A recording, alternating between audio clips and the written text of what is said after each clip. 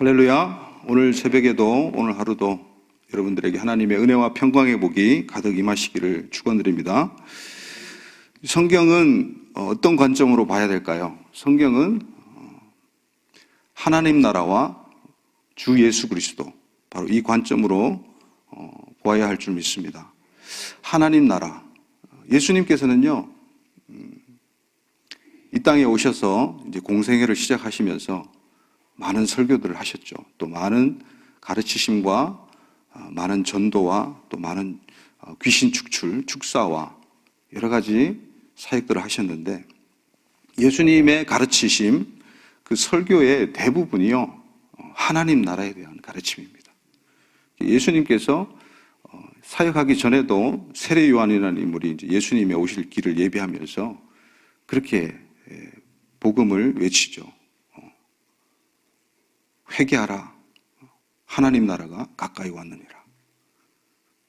하나님 나라가 가까이 왔으니 회개하고 복음을 믿으라.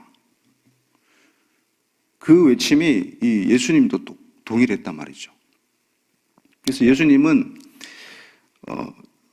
매우 고민하시는 흔적들이 보입니다. 마가복음 4장에도 내가 이 하나님 나라의 비유를, 천국 비유를 어떻게 할까? 어떻게 할까? 무엇으로 할까? 이렇게 두 번씩이나 고민을 하시는 그런 장면을 보게 됩니다. 어떻게 해서든지 그 하나님 나라를 이 땅 가운데 선포하시고 싶어 하셨고 가르치고 싶어 하셨다는 것이죠. 그래서 오늘도 우리가 이러한 관점에서 이 마가복음 10장을 보기를 원합니다. 다 같이 1절 한번 다시 보시겠습니까? 시작. 또 그들에게 이르시되 내가 진실로 너희에게 이르노니 여기 서 있는 사람 중에는 죽기 전에 하나님의 나라가 권능으로 임하는 것을 볼 자들도 있느니라 하시니라. 하나님의 나라가 권능으로 임하는 것. 여러분, 하나님의 나라가 정말 우리 삶 가운데 권능으로 임하는 것을 경험하고 계십니까? 보고 계십니까? 대단하시네요. 아멘을 많이들 하시네요. 자, 우리는 흔히 이제 죽고 나서 가는 하나님 나라에 대해서 많이 생각을 합니다. 그것은 아마도 기독교 2000년 역사가 이제 제자들이, 예수님의 12제자들이 다 모두 유대인이었는데 다 죽고 나서, 순교하고 나서 이제 초대교회 교부들이 거의 다 이방인들이 꿰찹니다. 그러면서 이제 313년에 콘스탄티누스 황제가 이제 로마의 기독교를 국교화시킵니다. 그러면서 이제 로마 카톨릭이 생겨났는데, 로마 카톨릭은 다양한 종교가 로마 제국 가운데 있었고 그 하나로 기독교를 인정해 주는 거였어요. 모두 다 기독교를 믿게 하는 게 아니라. 기독교가 소수였어요, 그때는. 시작은. 근데 다른 종교와 이 기독교가 굉장히 뒤섞이는 부분이 있었습니다. 그리고 헬라의 영향이 무지하게 많았죠. 헬라 철학이, 헬라 개념이 들어와서 이 성경의 가르침과 말하자면 속된 말로 짬뽕이 돼버린 거예요. 그러면서 하나님 나라를 오해하게 만드는 일들이 많이 일어났습니다. 그 영향이 어거스틴부터 시작해서 지금까지 계속되고 있습니다. 대단한 사람이긴 하지만 어거스틴이 헬라 문화에, 헬라 철학에 아주 깊이 젖어 있었고, 또 미트라교나 다른 이방 종교에 심취하고 있었던 사람입니다.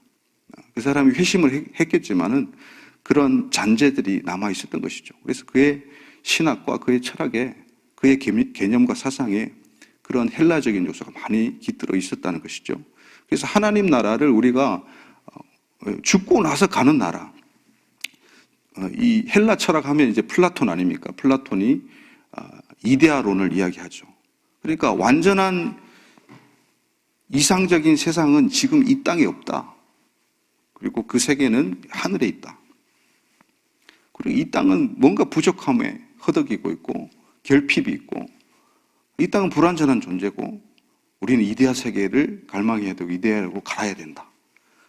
그런 헬라적인 요소가 이 기독교 복음에도 들어왔던 것이죠. 그렇습니다. 우리가 죽고 나면 당연히 우리는 주님께서 오시지 않은 이상은 우리는 어디로 갑니까? 낙원으로 갑니다. 낙원으로. 주님께서 재림하실 때는 낙원에 계속 있는 게 아니라 어떻게 합니까? 주님께서 오시기 전에 죽은 자들은 주님과 함께 재림을 합니다. 주님과 함께 이 땅에 옵니다. 주님께서 이 땅에 오시는 목적이 뭐겠습니까? 바로 이 땅을 갖다가 하나님의 나라로 완성시키시려고 재림하시는 것입니다. 물론 이제 그 땅이 천년왕국이 지나고 또 새로운 세계, 새 하늘과 새 땅이 임하겠지만요. 이 땅에 하나님 나라가 임하는 것을 성경은 많이 이야기하고 있고 하늘과 땅이 하나 되는 이야기를 성경은 하고 있습니다. 그래서 하늘과 땅을 자꾸 분리시키는 그런 헬라적인 철학과 사상 개념이 아직까지 영향을 많이 끼친다는 거죠. 원래 히브리적 개념은 그게 아니라는 거예요. 하나님 나라의 권능이 죽기 전에 임하는 것을 볼 자가 있을 것이다. 바로 그 자들이 누구입니까? 2절에 나오는 예수님의 수제자 3명이에요. 베드로, 야고보, 요한이죠. 예수님께서 높은 산, 이 높은 산은 뭐 다볼산으로 보는 사람들도 있고 또 신의 산으로 보는 사람들도 있고 또 헐몬산으로 보는 사람들도 있습니다. 이 산은 어떤 산인지 정확히 알 수가 없죠. 그 높은 산에 올라가서 그들 앞에서 예수님이 변형이 됩니다. 모습이 변화해요. 실제적으로 가시적으로 그 하나님의 영광의 현현이 그냥 평범한 육체로 온 예수님을 덮어서 완전히 다르게 보였던 것이죠. 자, 한번 3절 한번 읽겠습니다. 시작. 그 옷이 광채가 나며 세상에서 빨래하는 자가 그렇게 희게 할 수 없을 만큼 매우 희어졌더라. 흰 옷을 입는다. 계시록에도 그런 말씀 많이 나오죠. 그 희어진다. 이런 것들이 상징적으로 해석하는 부분도 있겠지만 그렇게만 볼 수가 없겠죠. 이렇게 예수님께서 보이는 영광의 현현으로서 도저히 이 세상에서는 표현할 수 없을 정도의 희어짐, 깨끗함, 그것이 가시적으로 이 예수님의 수제자에게 다 드러났다는 것이에요. 그래서 얼마나 베드로가 놀랬던지, 제자들이 놀랬던지 다른 사람들은 이야기하지 못하고 베드로가 그렇게 이야기하죠. 라삐여, 우리가 주를 위하여 장막을 하나 짓고 또 모세를 위하여 엘리야를 위하여 하나씩 짓겠습니다. 너무 황홀했던 것이죠. 너무 또 경외감과 두려움에 휩싸였던 것이죠. 근데 이 예수님의 우리가 변화산 사건이라고 이야기하는데요. 변화산. 그 산의 이름을 우리가 모르니까 변화산 사건이라고 하는데 그 변화산 사건이 우리에게 주는 교훈이 무엇일까요? 실제 하나님 나라의 권능이 하나님 나라의 어떤 면모들이 가시적으로도 임할 수가 있다는 거예요. 그것을 우리가 볼 수 있습니다. 이것은 예수님께서 부활하실 것을 미리 예표하는 것이기도 합니다. 그래서 오늘 본당에 들어오는 그 입구에도 바로 이 오늘의 본문의 장면이 그려져 있는데요. 이 구약을 대표하는 선지자의 두 인물, 모세와 엘리야, 이 두 사람이 굉장한 인물이죠. 모세와 엘리야와 예수님이 공통점이 무엇일까요? 첫째, 선지자라는 점입니다. 물론 예수님이 선지자적인 요소만 있는 게 아니라 왕과 제사장이 다 함께 있지만은 이 땅에서는 적어도 선지자의 사역이 매우 강했습니다. 그래서 선지자라는 공통점이 있죠. 또 하나의 공통점이 있습니다. 무덤이 없다는 거예요. 무덤이 없다는 거예요. 모세도 무덤이 없습니다. 그리고 엘리야도 무덤이 없습니다. 예수님도 무덤이 없습니다. 예수님이 부활하셨기 때문입니다. 할렐루야. 이 엘리야는 죽지 않고 승천을 했고 이 모세는 분명히 죽었습니다. 그래서 유다서에 보면 이 미가엘 천사가 이 사탄 마귀와 논쟁을 합니다. 싸워요. 이 모세의 시체를 두고. 이 모세의 시체가 있고 계속 무덤이 있었으면 모세를 여러분 신격화하지 않았을까요? 모세가 만들어서 들어올린 그 노뱀 장대, 그거 느수단도 그게 나중에는 경배의 대상이 됩니다. 그 정도였는데 모세가 시체가 있고 무덤이 있다 그러면 엄청났을 거예요. 그래서 그런 부분 때문에 아마 다퉜을 것이고 모세를 무덤이 없이 그렇게 시체를 처리를 했겠죠. 아무튼 유대 전승에는 이 모세의 승천기라는 그런 문서도 있습니다. 많은 유대인들은 모세가 승천했다고 봐요. 엘리야와 모세가 승천했다고 봐요. 우리는 분명히 성경에 모세의 시체가 기록되어 있고 모세의 죽음이 또 신명기에 기록되어 있기 때문에 그것은 아니겠지만요. 아무튼 이 모세와 엘리야, 이 두 인물이 성경의 구약의 맨 마지막 책인 말라기에 등장합니다. 말라기. 우리 말라기서 한번 볼까요? 자, 말라기 4장 4절에서 6절 말씀입니다. 같이 읽겠습니다. 시작. 너희는 내가 호렙에서 온 이스라엘을 위하여 내 종 모세에게 명령한 법 곧 율례와 법도를 기억하라. 보라, 여호와의 크고 두려운 날이 이르기 전에 내가 선지자 엘리야를 너희에게 보내리니 그가 아버지의 마음을 자녀에게로 돌이키게 하고 자녀들의 마음을 그들의 아버지에게로 돌이키게 하리라. 돌이키지 아니하면 들었건대 내가 와서 저주로 그 땅을 칠까 하노라 하시니라. 아멘. 이 말라기서의 제일 끝부분이에요. 구약의 제일 끝부분인데요. 여기에 공교롭게도 모세와 엘리야가 등장한다는 것이죠. 그런데 말라기 선지자 입장에서는 이 엘리야가 굉장히 오래전 인물인데 이 엘리야가 다시 온다. 엘리야를 너에게 보내리라. 그 엘리야는 누굽니까? 우리가 잘 알듯이 그 엘리야는 바로 세례 요한이죠. 오늘 본문 13절에 엘리야가 왔으되 예수님께서도 그렇게 이야기합니다. 엘리야가 왔으되. 그런데 세례 요한이라고는 마가복음에는 밝히지 않는데 마태복음에는 정확히 세례 요한으로 밝히고 있습니다. 그런데 이 모세의 명령 곧 율례와 법도 이 토라죠. 이 토라를 기억하라. 마지막 때는요. 세례 요한이 올 때 그리고 예수님이 이 땅에 오실 때 그때가 이제 히브리서는 마지막 때라고 이야기하는데 사실 마지막 때는 예수님이 오면서부터 시작됐습니다. 예수님 오면서부터. 예수님이 이 마지막 때에 제일 마지막 어떻게 보면 선지자로서 그리고 제사장으로서 왕으로서 이제 임하실 건데요. 물론 선지자 사역은 이제 초림에서 이제 많이 담당하셨고요. 다시 오실 예수님은 왕으로 또 제사장으로 그렇게 역할을 하실 것입니다. 그런데 이 모세와 엘리야가 예수님과 함께 무슨 이야기를 했을까요? 모세와 엘리야가 어떤 얘기를 했는지는 우리 누가복음을 보면 알 수가 있습니다. 누가복음 9장 31절 보시겠습니까? 자, 시작. 영광 중에 나타나서 장차 예수께서 예루살렘에서 별세할 것을 말할세. 자, 이 부분이 마가복음에 빠져 있어요. 그런데 9장 4절 마가복음에 보면 그들에게 나타나 예수와 더불어 말하거늘 모세와 함께 그죠? 엘리야와 모세와 함께 예수님과 말하거늘 말하는 내용은 안 나와 있는데 누가복음에는 그 말하는 내용이 나와 있어요. 어떤 내용입니까? 우리가 본문에서 봤다시피 예루살렘에서 별세할 것을 말씀하십니다. 별세, 이 엑소도스라고 하죠.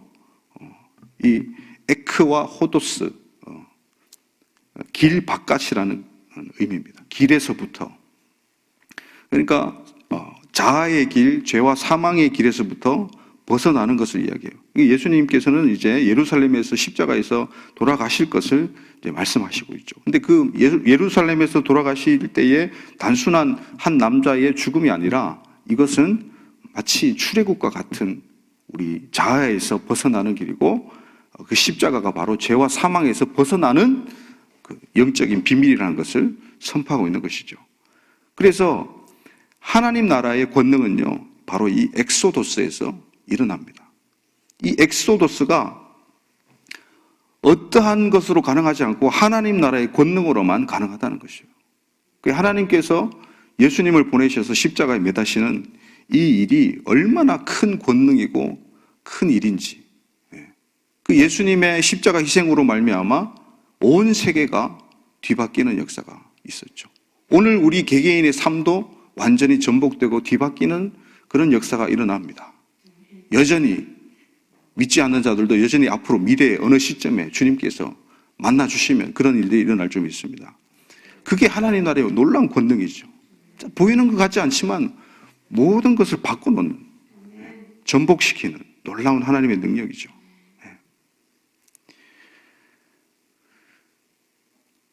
7절 한번 보시겠습니까? 7절 시작. 마침 구름이 와서 그들을 덮으며 구름 속에서 소리가 나되 이는 내 사랑하는 아들이니 너희는 그의 말을 들으라 하는지라.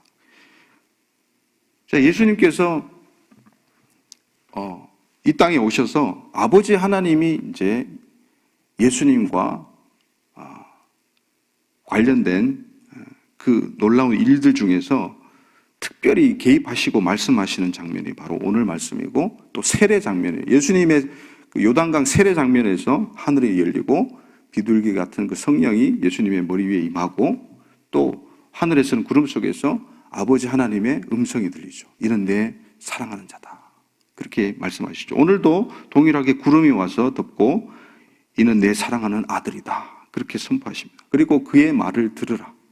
세례 때는 추가되지 않았던 그 말씀이 추가되죠. 그의 말을 들으라.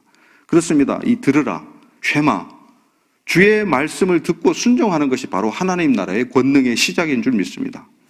듣는 것이, 순종하는 것이 하나님 나라의 권능의 시작이에요. 또 하나님 나라의 놀라운 권능은 이제 이 9장에 아주 상당 부분을 차지하는 말 못하게 하는 귀신 들린 그 아들이 있죠. 그 아버지가 와서 예수님께 사정을 합니다. 우리 아들 좀 살려달라고.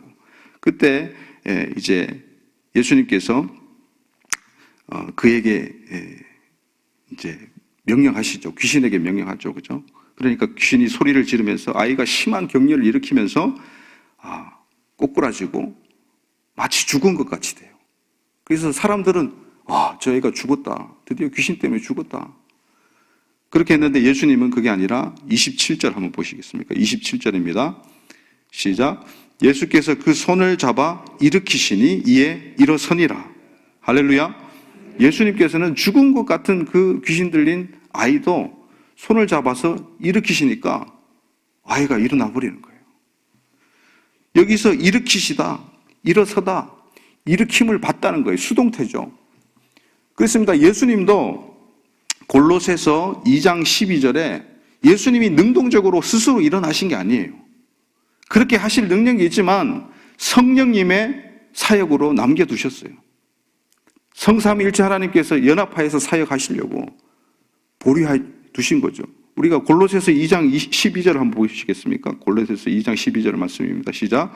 너희가 세례로 그리스도와 함께 장사되고 또 죽은 자들 가운데서 그를 일으키신 하나님의 역사를 믿음으로 말미암아 그 안에서 함께 일으키심을 받았느니라.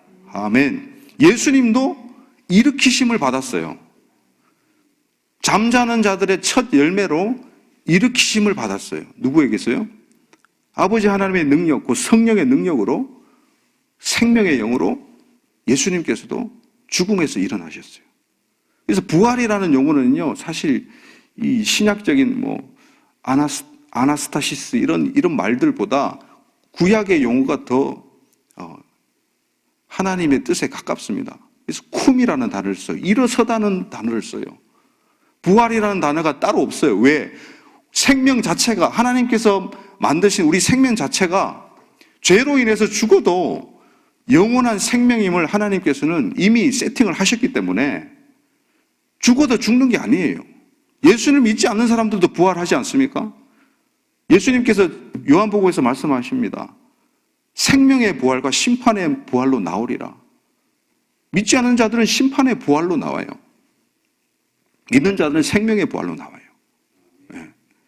그래서 그 부활이라는 개념은요, 일어나다는 거예요. 일으키다는 거예요.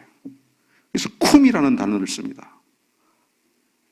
이 예수님께서 소녀야 일어나라, 그렇게 말씀하시잖아요. 탈리타 쿰, 달리다 쿰으로 우리는 알고 있죠. 탈리타 쿰, 소녀여 일어나라.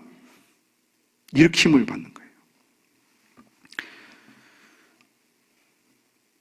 하나님 나라는 이렇게 귀신 축사로도 나타납니다. 하나님 나라의 권능이요. 누가복음 11장 20절입니다. 누가복음 11장 20절입니다. 시작. 그러나 내가 만일 하나님의 손을 힘입어 귀신을 쫓아낸다면 하나님의 나라가 이미 너희에게 임하였느니라. 아멘. 귀신을 쫓아내는 것도 하나님 나라의 권능입니다. 할렐루야. 제가 직접 귀신을 쫓아내 본 적은 없어요. 참 애석하게도 우리 담임 목사님 고등학교 때 이미 귀신 축사를 하셨는데 기도가 부족한 모양입니다. 근데 제가 직접 이제 혼자서는 해보지 않았지만 같이 모여서 이제 기도할 때가 있었어요. 이게 저희 그 모 교회에 시골 교회에 이제 대단한 붕사 목사님 오셨어요. 목사님들과 또 선교사님들을 훈련시키시는 분이신데 이분이 이제 은사가 많고 그래서 이제 그 집회가 있었는데 그 교회 저희 교회 이제 모 교회에 새벽 기도를 하면 어떤 집사님이 굉장히 이제 좀 이상한 방언을 하시는 거예요. 그래서 이제 주변에 권사님들이 그거를 좀 눈치를 채고 또 기도 많이 하시고 영적으로 좀 예민하신 분들이 그걸 동일하게 감지를 해요. 그래서 이 집사님의 지금 방언과 지금 그런 모습들과 이런 것들이 평범하지 않고 정상적이지 않다는 것을 발견했던 것이죠. 그래서 그분과 이제 상처받으니까 천천히 접근을 하면서 상태를 보는 거죠. 그랬더니 이분이 굉장히 상처가 많은 분이에요. 사단은 이 상처를 통해서 이제 공격을 하잖아요. 연약한 부분을 통해서. 그래서 그런 연약한 상처를 통해서 이제 귀신이 들어온 것 같아요. 그래서 이제 그분을 좋게 이제 타일러서 그 목사님 집회에 참여를 시킨 거예요. 저도 그 자리에 있었어요. 저도 그 자리에 있는데, 저도 이제 그때 병이 있어가지고 디스크가 굉장히 심해가지고 그 집회에 참여했었죠. 청년이었을 때. 근데 제가 제일 마지막에 기도를 받았고 그 이제 귀신 들린 것으로 추정이 되는 그 집사님이 제 바로 앞에서 이제 기도를 받는 거예요. 그 집사님 기도하면 이제 제 차례인데 그 집사님이 이제 기도를 받는데 와 깜짝 놀랐어요. 일반적으로 새벽 기도 때 같이 기도하던 분이었는데 그분이 막 거품을 무시면서 눈동자가 검은 자가 안 보여요. 흰자만 보이고 막 뒤집어지는 거예요. 고래고래 소리를 지르는데 이건 여자의 목소리가 아니에요. 그리고 힘이 워낙 좋아가지고 남자 4명, 5명이 붙들렸는데 감당이 잘 안 돼요. 제 바로 앞에서 봤어요. 그러니까 와, 제가 막 저도 같이 중보는 하는데 막 떨리는 거예요. 나도 그렇게 되면 어떻게 될까? 막 이러면서 다행히 제가 마지막 기도를 받을 땐 그런 일이 없었는데 아무튼 그 이제 귀신이 나가고 나서 완전히 이제 진짜 죽은 것 같이 이제 탁 쓰러지시더라고요. 그래서 한참 뒤에 다시 일어났는데 엄청 이제 또 눈물을 흘리시면서 회개하시면서 회복하시고 또 그분의 가정이 회복되고 그런 것을 제가 직접 목격을 했습니다. 하나님의 나라의 권능은 바로 그런 것이에요. 예수님의 이때나 2000년 전이나 지금이나 동일합니다. 할렐루야. 동일한 영적인 원리에 맞춘다면 우리가 예수님께서 그렇게 말씀하시잖아요. 기도 외에는 다른 것이 이런 종류가 나갈 수 없다고 이야기하시잖아요. 우리가 기도에 대해서 집중하고 그런 능력을 우리가 막 받기 위해서 그걸 목적으로 하는 것이 아니지만은 하나님 나라를 구하고 예수님의 말씀대로 또 이 토라의 말씀대로 우리가 살다가 보면 그 능력이 어느새 임하에 있는 거예요. 그래서 기회가 딱 왔을 때 하나님 나라의 권능이 나가는 거예요. 그 기도자를 통해서, 예배자를 통해서, 그 믿는 자를 통해서 나가는 겁니다. 요한일서 3장 8절입니다. 시작. 죄를 짓는 자는 마귀에게 속하나니 마귀는 처음부터 범죄함이라. 하나님의 아들이 나타나신 것은 마귀의 일을 멸하려 하심이라. 할렐루야. 예수님께서 나타나신 것은, 이 땅에 오신 것은 여러 가지 목적이 있지만 그 중에 하나를 이 사도 요한은 요한 1서에서 마귀의 일을 멸하러 오신 거예요. 하나님 나라의 권능을 나타내기 위해서 오신 거예요. 너희가 내 이름으로 마귀를 쫓아낸다면, 귀신을 쫓아낸다면 하나님 나라가 너희 안에 이미 임하였느니라. 하나님 나라의 권능이 임하는 거예요. 그 귀신 들린 아이를 예수님께서는 22절에 불쌍히 여기십니다. 긍휼하게 여기십니다. 그래서 영혼을 사랑하는 그 마음이 또 하나님 나라의 권능의 시작점인 줄 믿습니다. 23절에 보면 능히 못할 것이 없는 믿음에 대해서 말씀합니다. 믿음은 또 하나님 나라의 권능의 역사를 좌지우지하는 굉장히 중요한 요소죠. 그래, 그 아이의 아버지의 믿음이 없는 것을 본인이 도와달라고 소리 지르는 거예요. 저의 믿음 없음을 용서하시고 저에게 믿음을 주세요. 그렇게 호소할 때 하나님 나라의 권능이 일어나는 것입니다. 예수님이 손잡아서 일으키시죠. 자, 우리 29절 말씀 한번 보시겠습니까? 아까 말씀드렸는데, 시작. 이르시되 기도 외에는 다른 곳으로는 이런 종류가 나갈 수 없느니라 하시니라. 아멘. 기도 외에는 하나님 나라가 임하게 할 수 없습니다, 여러분. 그래서 너희는 먼저 그의 나라와 그의 의를 구하라. 구하라는 것은 뭐예요? 기도하라는 말도 되는 거예요. 기도하는 거예요. 그죠? 하나님 나라를 위해서, 하나님의 의를 위해서 기도하는 거예요. 그 기도할 때에 하나님 나라의 권능이 임한다는 것입니다. 할렐루야. 제자들은요, 누가 크냐 하면서 이제 길거리에서부터 논쟁을 시작합니다. 34절, 35절 한번 보시겠습니까? 34절, 35절 시작. 그들이 잠잠하니 이는 길에서 서로 누가 크냐 하고 쟁론하였습니다. 예수께서 앉으사 12제자를 불러서 이르시되 누구든지 첫째가 되고자 하면 무사람의 끝이 되며 무사람을 섬기는 자가 되어야 하리라 하시고, 이건 마가복음의 핵심적인 말씀이에요. 이 35절은. 그래서 마가복음 10장 44절 45절 으뜸이 되고자 하는 자는 모든 사람의 종이 되어야 하리라. 인자가 온 것은 섬김을 받으려 함이 아니로 도리어 섬기려 하고 많은 사람들에게 자기 목숨을 대속물로 주려 함이라. 그 말씀과 맞닿아 있는 거예요. 이 마가복음의 핵심입니다. 종으로 섬기러 오시는 바로 그 예수님을 마가복음은 계속해서 강조하고 있는 것이죠. 그러나 제자들은 어떻습니까? 저와 여러분들은 어떻습니까? 누가 크냐라는 그 싸움이 제자들부터 시작해서 오늘날까지 있는 거예요. 오늘날까지. 교회 안에. 누가 크냐? 그러나 섬기는 자가, 제일 끄트머리에 있는 자가 제일 크다는 거예요. 예수님의 말씀이. 할렐루야. 그 작은 자로부터 일어나는 것이 하나님 나라의 권능입니다. 그 대속물로 주는 것, 예수님께서 오늘도 십자가에 대해서 내가 이제 예루살렘에 가서 잡혀서 죽을 것이다. 그리고 다시 살아날 것이다. 이것이 마가복음에서 3번이나 등장해요. 8장에, 9장에, 10장에 3번이나 등장해요. 그거 중심에 서 있어요. 이 9장이.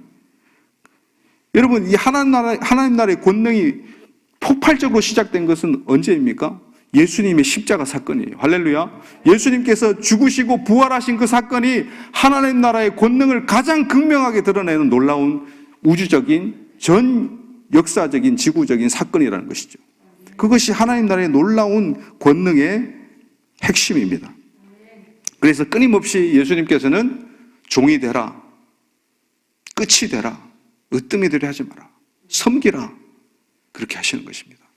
오늘도 우리가 하나님의 나라의 권능을 사모합시다. 할렐루야. 기도합시다. 할렐루야. 이 시간 기도하겠습니다. 하나님, 오늘도 우리를 주님의 권능으로 덮어주시옵소서. 하나님 나라의 권능을 맛보는 자들 되게 하여 주시옵소서. 주님, 우리가 주님께서 일으키시는 그 놀라운 손길을 우리가 잡게 하여 주시옵소서. 귀신을 내어 쫓게 하여 주시옵소서.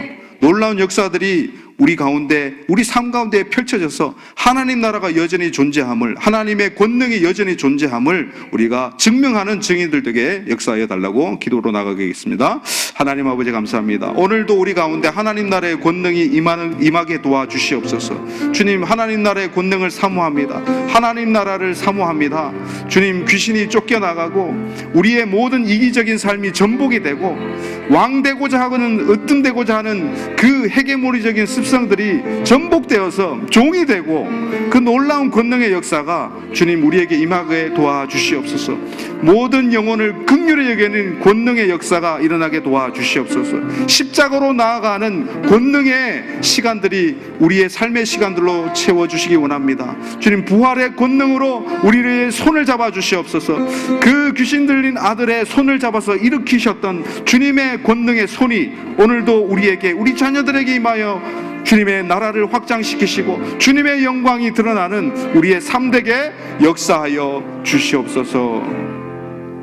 하나님 아버지 감사합니다. 오늘도 여전히 하나님께서는 살아계시고 하나님 나라를 이루려고 하시는 줄 믿습니다. 하나님 나라의 권능이 우리의 기도로 말미암아, 우리의 순종으로 말미암아, 우리의 영혼을 향한 그 긍휼함으로 말미암아 나타나게 도와주시옵소서. 십자가로 부활로 나타난 하나님 나라의 놀라운 권능이 우리 삶을 뒤바꾸게 하여 주시옵소서. 감사하고 예수님의 이름으로 기도드리옵나이다. 아멘. 주여, 주여, 주여.